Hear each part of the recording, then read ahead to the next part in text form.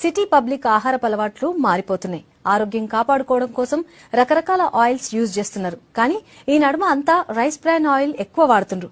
ఈ rice bran oil health కి మంచిదని చెప్తున్నారు డాక్టర్లు. రైస్ బ్రాన్ ఆయిల్ అనేది మొదట జపాన్ లో స్టార్ట్ చేసిండ్రు. జపాన్ లా రైస్ బ్రాన్ ఆయిల్ ని హార్ట్ ఆయిల్ అని కూడా అంటారు.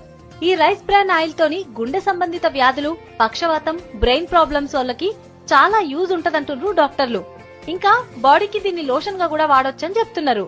రైస్ బ్రాన్ ఆయిల్ విశిష్టత ఏమంటే దాంట్లో చాలా మంచి మంచి పదార్థాలు ఉంటాయి ఆరోగ్యం కోసము.